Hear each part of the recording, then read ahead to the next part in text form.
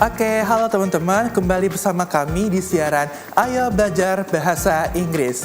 English is easy, English is fun.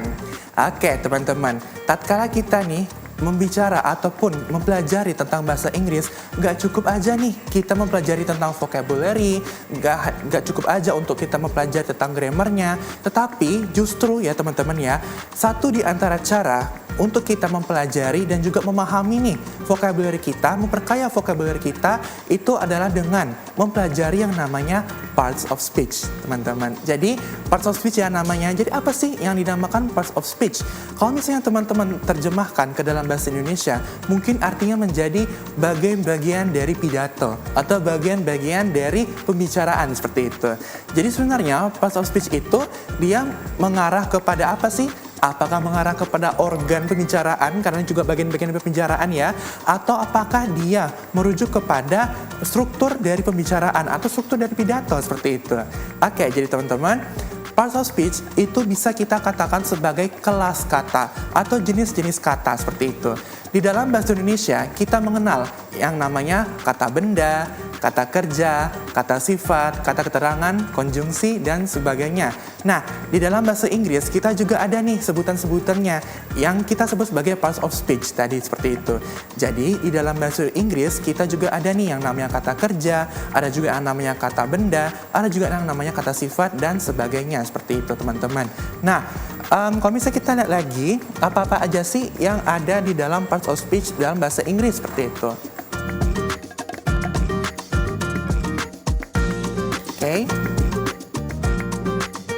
Nah, di dalam bahasa Inggris, part of speech itu ada 8 teman-teman ya. Ada pronoun, noun, verb, adjective, adverb, kemudian preposition, conjunction, dan juga interjection seperti itu. Nah, karena kita baru opening aja nih, kita baru introduction, mari kita bahas dulu nih satu persatu, secara singkat aja seperti itu, sebelum kita menjelaskannya secara rinci seperti itu, teman-teman. Oke, yang pertama, dalam checklist kita di sini, di dalam parts of speech itu ada namanya pronoun, oke? Pronoun di dalam bahasa Indonesia kita sebut sebagai kata ganti orang seperti itu, atau kata ganti seperti itu.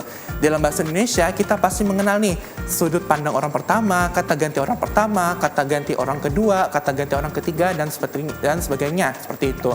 Ada juga nih, kalau misalnya contoh di dalam bahasa Indonesia kita mengenal adanya aku, dia, kamu, mereka, kami, dan sebagainya seperti itu. Jadi pronoun itu merupakan yang namanya tadi itu kata ganti orang seperti itu. Oke, yang kedua itu adalah noun. Noun itu dalam bahasa Indonesianya adalah kata benda seperti itu. Ya, seperti laptop, ya, baju, teman, kemudian gunung, ya, dan sebagainya. Kemudian ada namanya verb, oke? Verb itu adalah namanya kata kerja seperti itu ya. Berlari, ya, berenang, minum, dan sebagainya. Itu verb, kata kerja. Kemudian yang keempat itu adalah adjektif, kata sifat, ya, pemalu, penakut, marah, malu, dan sebagainya. Itu adjektif ya, kata sifat seperti itu. Kemudian yang kelima itu ada adverb, ya. Beberapa episode sebelumnya kita juga ada nih membicarakan tentang adverb atau kata keterangan, ya. Waktu episode yang sebelumnya kita juga ada membicarakan tentang adverb of time seperti itu ya. Adverb of time dan juga adverb of frequency, kata keterangan di dalam bahasa Indonesia, oke? Kata keterangan. Nanti di dalam bahasa Inggris maupun nanti di bahasa lainnya itu sebenarnya kata keterangan masih banyak teman-teman. Gak hanya kata keterangan frekuensi, gak hanya kata keterangan waktu tadi itu ya, tapi juga ada nih kata keterangan tempat, ya, kata keterangan manner atau cara, dan sebagainya seperti itu. Nanti di episode berikutnya kita bakal dive down lebih lanjut lagi nih tentang adverb, karena adverb itu banyak banget guys, contoh-contohnya seperti itu. Oke, kemudian yang keenam itu ada preposition, oke? Preposition itu bisa kita katakan sebagai kata hubung seperti itu ya, yang menjelaskan relationship antara kalimat yang satu dengan kalimat yang lainnya, kata yang satu dengan kata yang lainnya. Kalau misalnya teman-teman udah mempelajari bahasa Inggris, preposition seperti on, under, at, above itu namanya preposition juga seperti itu. Tapi pada kenyataannya preposition itu tidak hanya fungsinya menunjukkan letak ataupun posisi suatu benda. Kayak tadi itu ya, di bawah, di atas, di seberang, di samping. No, preposition tidak hanya menjelaskan tentang posisi, tetapi juga menjelaskan relationship lainnya between words and words, also sentences between sentences seperti itu. Nanti kita bakal dive down di episode-episode lainnya. Kemudian yang ketujuh ada conjunction, konjungsi, kata hubung juga seperti itu. Konjungsi temporal, ya, konjungsi waktu, konjungsi yang lainnya seperti itu. Jadi ada conjunction juga. Dan conjunction itu sifatnya atau fungsinya menghubungkan kalimat juga ya, seperti itu. Nanti di sini conjunction juga kita ada sedikit mempelajari nih tentang kalimat setara, kalimat majemuk setara, kalimat majemuk tidak setara dan sebagainya seperti itu. Terakhir, di dalam part of speech kita juga ada yang namanya interjection, teman-teman. Oke? Interjection di sini. Interjection itu seperti namanya ya, itu seperti kata seruan seperti itu ya. Kalau misalnya di dalam bahasa Inggris atau dalam bahasa Inggris itu kita bisa menggunakan kata seperti wow, Oke, seperti itu. Pokoknya something yang menunjukkan bahwa kita tuh ekspresif ataupun terkejut seperti itu ya. Interjection seperti itu. Oke, teman-teman. Jadi checklist kita di dalam episode hari ini itu ada 8 ya, pronoun, noun, verb, adjective, adverb, preposition, conjunction, dan juga interjection seperti itu. Teman-teman, di sini kita bakal melakukan suatu seri ya, series yang panjang sekali karena kita akan dive down nih semua part of speech yang ada di dalam bahasa Inggris seperti itu. But for now, untuk sekarang kita akan fokus ke pronoun dulu, teman-teman. Oke, kata ganti orang atau kata ganti, for example seperti itu. Untuk episode pertama. So, ada apa aja sih tipe-tipe pronoun yang ada di dalam bahasa Inggris? Oke, yang pertama itu ada personal pronouns, ada possessive pronouns, ada indefinite pronouns, kemudian ada reflexive dan juga intensive pronoun yang kalimatnya atau jenis-jenis contohnya itu kurang lebih sama antara refleksif dan juga intensif ini nanti seperti itu. Oke, langsung aja.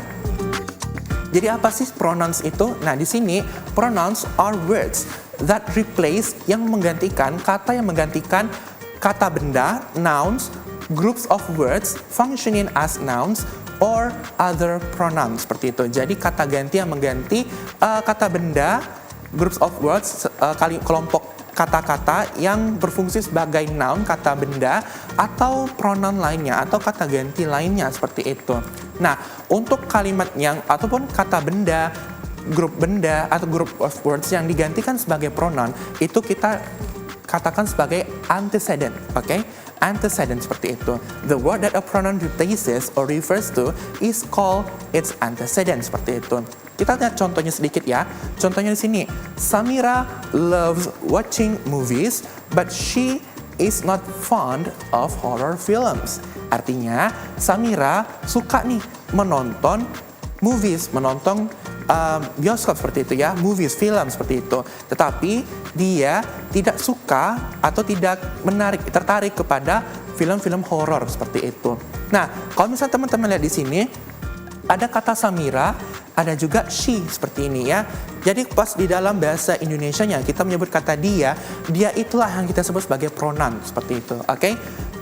Jadi di sini she, pronoun she itu refers ke antecedentnya adalah Samira seperti itu. Jadi seperti itu ya cara kerja pronoun di dalam bahasa Inggris. Dia kurang lebih sama lah di dalam bahasa Indonesia juga dengan kata ganti dia. Samira, dia suka seperti itu. Oke. Kita langsung aja nih masuk ke contoh pertama, yaitu maksudnya jenis pertama, yaitu adalah personal pronoun seperti itu. Personal pronouns refer to specific people, ya, specific people, places, things, or ideas by indicating whether the noun, ya kata bendanya itu adalah first person, orang pertama, orang kedua, atau orang ketiga seperti itu. Oke. Kalau misalnya di dalam bahasa Inggris dan juga di episode sebelumnya kita sudah mengenal nih beberapa personal pronouns seperti itu ya. Itu ada I, you, they, we, he, she, it seperti itu ya. Jadi personal pronouns itu sering banget digunakan di dalam bahasa Inggris seperti itu ya. Contoh-contoh dalam bahasa Inggris juga seperti itu, terutama untuk grammar ya, seperti tenses dan and so on-nya seperti itu. Nah, Sekarang kita lihat nih, ada pembagiannya lagi. Ada pronoun yang first person, ada pronoun yang second person, ada juga pronoun yang third person atau orang ketiga seperti itu. Ada juga nih yang namanya singular dan juga plural seperti itu. Oke teman-teman, kalau misalnya untuk kata ganti orang pertama, orang ketiga, orang kedua, pasti teman-teman udah paham ya konsepnya seperti apa. Tetapi untuk konsep singular juga plural itu kurang lebih sama teman-teman dengan bahasa Indonesia. Jadi ada kata ganti untuk orang, satu orang aja, singular orang seperti itu ya. Ada juga kata ganti untuk kelompok seperti itu, plural seperti itu, orangnya banyak seperti itu ya.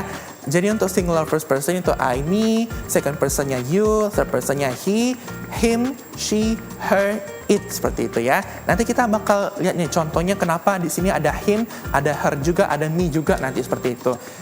Untuk pluralnya ada first personnya we, us, second person you, third person they, dan juga them seperti itu. Oke teman-teman, ada nih konsep menarik yang ada di dalam bahasa Inggris dan juga beberapa ini ya teman-teman ya, beberapa bahasa lainnya seperti itu. Oke, ada yang namanya kita sebut sebagai agreement.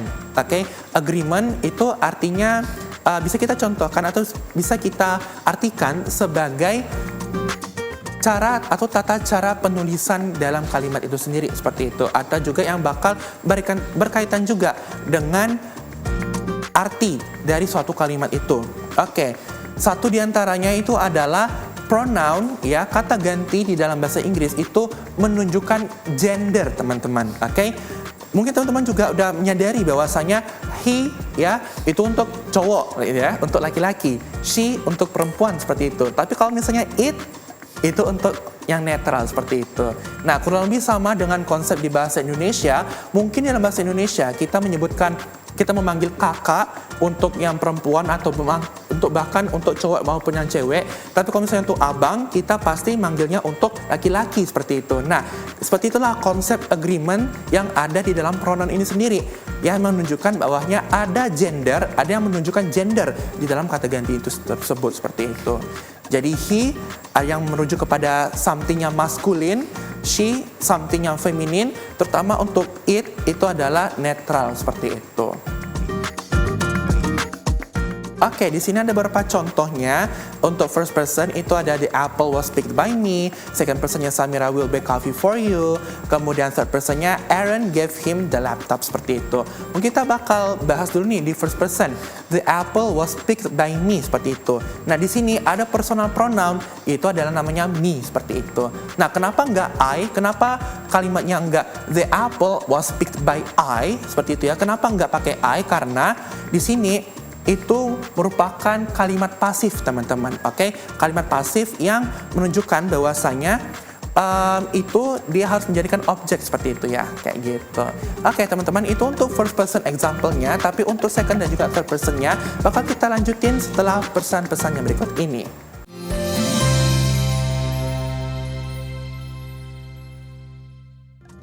Oke teman-teman, kita lanjutin lagi untuk pembahasan tentang pronoun di dalam bahasa Inggris. Tadi kita sudah membahas tentang first person dan kenapa itu tulisannya me bukan I seperti itu. Jadi itu dijadikan sebagai objek ya seperti itu. Nah, kemudian ada juga nih second person, Samira will buy coffee for you seperti itu. Nah, pronounnya, personal pronounnya di sini adalah you-nya seperti itu ya. You di sini merupakan personal pronoun karena the personal pronoun you refers to merujuk kepada the person being spoken to, orang yang sedang berbicara seperti itu, orang yang sedang dibicarakan kepada seperti itu. Jadi you di sini itu bisa aja kita seperti itu. Jadi second person, orang yang ngomong di sini dia merujuk kepada kita, makanya dibilang you seperti itu. Oke, nextnya itu ada third person. Aaron gave him the laptop. Oke, Aaron gave him the laptop. Di sini ada personal pronounnya yaitu adalah him. Tetapi him di sini itu bukan refer ke Aaron ya. Jadi him itu bukan punya Aaron seperti itu. Him itu bisa aja orang lain selain Aaron seperti itu, temennya atau gurunya dan sebagainya seperti itu ya. Jadi him di sini bukan refer ke Aaron. Dan satu hal lagi, kenapa di sini him bukan he? Kalimatnya bukan Aaron gave he the laptop. Kenapa? Karena di sini merupakan objek ya di sini. Pronoun di sini dia berfungsi sebagai objek. Seperti itu. Jadi kalau misalnya pronoun yang berfungsi sebagai objek, kita nggak nyebutnya sebagai I, nggak hanya she, nggak cuman he, tapi kita ganti sebagai me, him, juga her, juga untuk pluralnya nanti ada us, ya, nggak we, tetapi us, seperti itu, teman-teman. Oke, nah kita lanjut ke contoh ataupun jenis pronoun berikutnya, itu adalah possessive pronoun. Oke, teman-teman, possessive pronoun itu yang menunjukkan kepemilikan, teman-teman, ya, possessive kayak gitu, possession seperti itu. Possession sendiri artinya kepemilikan seperti ya, teman-teman, ya. Jadi di dalam sini kita pasti udah mendengar nih yang namanya my, your, misalnya my laptop, your laptop, my apple, my motorcycle, kemudian his, her, hers, it, seperti itu. Terus ada pluralnya, ada first person our, ours, second person your, yours juga sama ya. Kemudian third person pluralnya ada their dan juga theirs, seperti itu. Nah, teman-teman, di sini mungkin saya bakal ini ya, melihat lagi nih. Untuk bagian third personnya di sini ada kalimat it, seperti itu ya. Nah, teman-teman, ini sering banget nih terkecoh dengan tulisan it seperti itu. Teman-teman, ya, ada yang tulisnya seperti ini, ada it, koma atas s, ada juga it tanpa koma atas atau apostrofi seperti itu, ya, teman-teman, ya.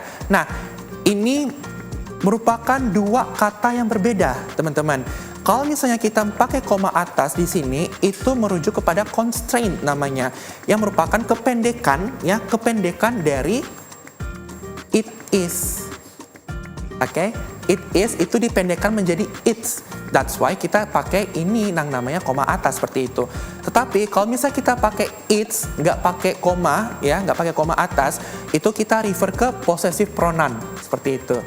Jadi misalnya teman-teman mau membicarakan tentang, oh, ini mainan kucingku, kucingnya punya mainan seperti itu, maka kita bisa pakai it's kayak gitu, it's toy misalnya kayak gitu. Salah kalau misalnya kalian bilang it, koma atas s, toy, seperti itu. Karena nanti kalimatnya menjadi it is toy, bukan it's toy, seperti itu. Jadi ya, teman-teman, ya, untuk di bagian possessive pronoun ya, karena ini sering banget terkecoh nih untuk learners English yang baru-baru mempelajari tentang Inggris seperti itu, bahasa Inggris seperti itu. Oke. Kita lanjut aja untuk contohnya possessive pronoun. Nih, yang pertama, the pencil is mine. Ya, bisa aja kita tulis sebagai this is my pencil. Oke, itu bisa juga kita ubah struktur kalimatnya seperti itu. Oke. Nah, the possessive pronoun itu adalah mine. Possessive pronounnya ada mine situ. Refers to the ownership, ya, kepunyaan dari speaker itu sendiri seperti itu. Karena first person, ya, kita yang berbicara seperti itu. Nah, kenapa katanya mine bukan I, seperti my gitu ya, the pencil is my. Kenapa nggak the pencil is my? Ya, karena tadi ini ya, itu menjadi sebuah objek seperti itu. Ya, kalau misalnya dia menjadi objek, dia menjadi mine, bukan my. Oke, mine seperti itu. Kita lihat lagi di second person, this calculator is yours. Kurang lebih sama dengan aturannya ini. Kalau misalnya diikuti dengan kata is, maka nanti pronounnya itu menjadi objek. Dan kalau misalnya menjadi objek, you tadi, your, ya, di second person itu menjadi yours, ya. Kalau misalnya di struktur kalimat yang lainnya, this is your calculator, kita nggak pakai s, karena this is your calculator, langsung aja, ini punya kamu kalkulatornya. Tapi kalau misalnya kita ubah struktur kalimatnya menjadi seperti ini, your-nya itu menjadi objek. Dan kalau misalnya dijadikan objek, possessive pronoun ditambahkan s, yours, seperti itu. Kemudian ada nih contoh yang simple di third person-nya, her book is missing. Her, buku dia perempuan seperti itu. Her book is missing, buku dia hilang seperti itu. Jadi bisa aja pronoun itu kita letakkan di sebelum noun-nya, sebelum kata benda, buku dia seperti itu. Her book is missing seperti itu. Oke, kita lanjut nih ke tipe pronoun yang ketiga, yaitu adalah indefinite pronoun.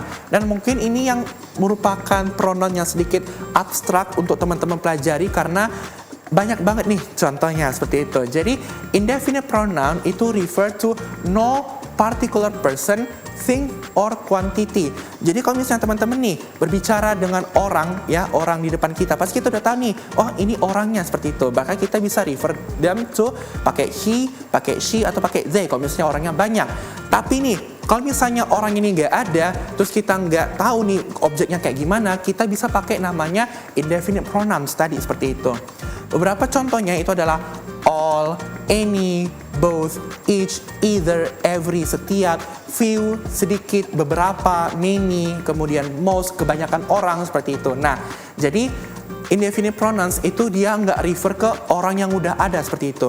Kalau misalnya tadi kan di contoh awal kita ada mengenal yang namanya tadi tuh Samarin ya, tadi ya Samarina seperti itu. Nah, kalau misalnya kita udah tahu nih orangnya Samarina, ya udah kita bisa pakai pronounnya namanya she.